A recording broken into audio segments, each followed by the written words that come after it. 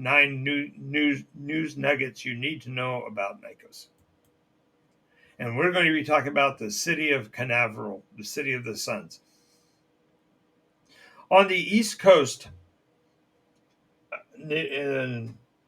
approaching the equator of Yarlum, there is a city that is brand new, seemingly. Many of the buildings are less than 100 years old, and many of them have had to be reconstructed because their original structures were demolished in a great cataclysm about 300 years ago. Now, this city, this Canaveral, was originally built in a joint effort between the people of the nation of Bylos, Bylos, and the people of the oceans who claimed to be mermen, but they spelled it funny because they breathed air and wore funny clothes and lived under the sea but didn't breathe the water. These Myr, M-Y-R, were the ones who were instrumental in designing and building the City of the Suns. The purpose to the city, or the means by which they built it, are somewhat lost in history, as many of the buildings seem to be made out of a stone-like material that was apparently able to be formed by hand. You could actually manipulate the material and create these massive structures. The technology has since been lost, and so the newer structures in the vicinity are built using more classical build structures, from carving into caves to actually creating great stone blocks and building massive structures that are akin to temples and the such. But the establishment of the city of Canaveral in this joint effort focused really on several large containers that were being constructed by the Myr, with the awareness of and complicity of the Bylon culture. And this was the only city that the Myr ever established on the surface, although there are many claimed locations from Submarine in the Tween Sea to the place known as the dive site. But these are only rumored to be because no one's actually discovered the architecture or anything, because these are buildings that allegedly have sank under the sea. They are no longer visible from the surface. Now, in modern era, Canaveral, it has the largest surface fleet on the continent, and although they could be adversarial to the pirate kings of Barbas, they have not yet established any direct conflict with them, as the people of Canaveral, the Myr, have not basically turned the corner and rounded the horn in the south of Yarlum, and therefore have never approached the Tween Sea at all. Or Tween Sea, depending on how you describe it. Now, this large fleet includes a vast number of species beyond their mortal origins. While the Myr are certainly a large population of Canaveral, several of the ocean-going species, Sahuagin and the various other merfolk, are engaged in trade. Tritons and such walk the surface, and there are quite a few Sekgen, Picthenes, and such that live there as well, crustaceans and such. And welcome, Nerdy Sakura. Nice to have you with us. Yay! Welcome, welcome, welcome. And this diverse submarine culture means that the population of Canaveral is heavily weighted to those who either breathe air or breathe water, but that all live in places that are submerged. And so there's huge number of rumors about how those species, such as the Myr, can survive in the oceans, that perhaps they live in large bubbles or captured caverns under the sea. Or it's not known, but these are the kinds of things that are developed. And because of that, the embassies there have not yet been approached by the more traditional governmental systems. And so they are kind of standoffish. Now, they are the religious center of a group of stellar, I should say,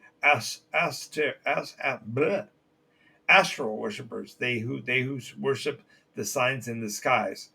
As their flag indicates, you have Nimbus, the mauve giant gas giant that is our solar body, but you also have the much more dim and far more distant Helios, which is also depicted as the smaller yellow or golden star. And these two solar bodies are known to have great effects on the planet itself. And there are those who can do prophetic readings by literally staring at the sun and determining the direction and angles of the surfaces and the gas uh, positionings on the gas giant's face. But this religious worship, therefore, actually seems to be antecedent, which means it was formed after the veils, but their belief structure goes back 3 or 4 iterations to when the sky was available long ago, when these objects that are now known as asters first appeared. For the last 300 years on Nycos, there have been those who are studying stellar patterns and the constellations and such of Nycos. And if you are a fan of such and want to become a part of this, my Patreon account literally has a place where, as a new member of the Patreon program, you can name a stellar body within the known star field, or you can actually name one of the constellations. So do take a look at that at patreon.com/Nycos. But in this case, their worship is arcane and really mostly unknown.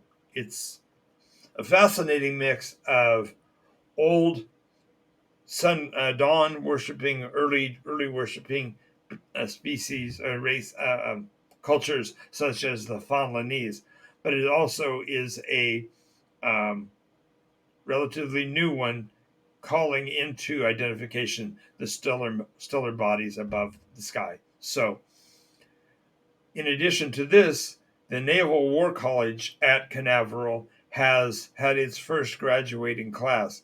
And for the first time in this iteration, there will be a war-fighting Navy afloat on the oceans of Nycos. And whether they become an exploratory force or are merely a defensive force for the other naval operations of Canaveral is not known. But it's just fascinating to see how quickly they went from being an unknown entity to being a powerful nautical force. Now, because of this, and because of the understanding and acknowledgement that the mere are mortal beings, that they are human, has led to some very anti mortal sentiment based on the broadcast of the actual sermon, if you will, of the broadcaster, an angelic form that manifested to all surface-dwelling beings in the world of Nycos about 400 years ago or so. And this broadcaster's comments were a dire warning about the nature of mortality, human beings, and their origins. So they are full of a lot of propaganda, perhaps, but they do have a story to tell. Now it has become known just in the last few months that they are actually actively searching for something known as the candle. And we all know what a candle is. It's a piece of wax or tallow with a wick that you can light up to express light and illumination. Well, they are looking for, of all things, a candle they claim is going to come to Nycos inverted and enter our visual field, that there will be a candle in the sky.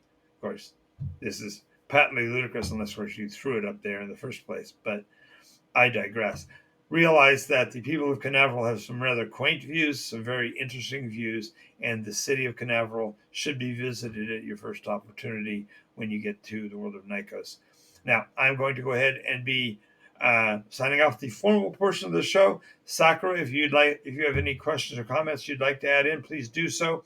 I want to thank you for being here with me.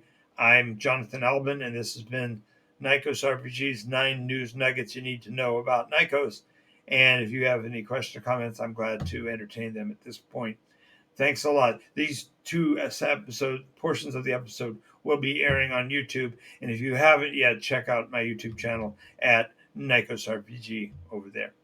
All right. So thank you very much. Okay, Sakura, welcome. You have anything you'd like to talk about tonight? Because I'm willing to stay and chit chat, but I had a really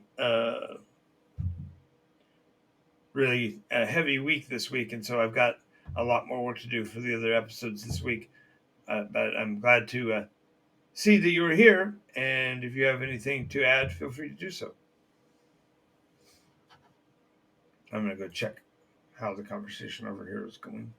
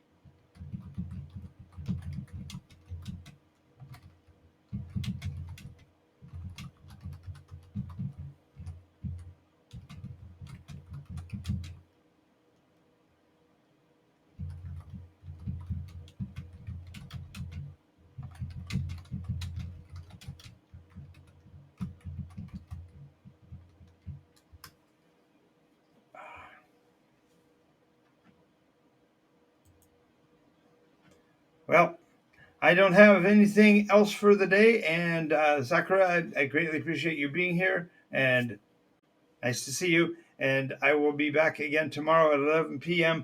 with another episode of Nycos RPG and the Game Master Soapbox.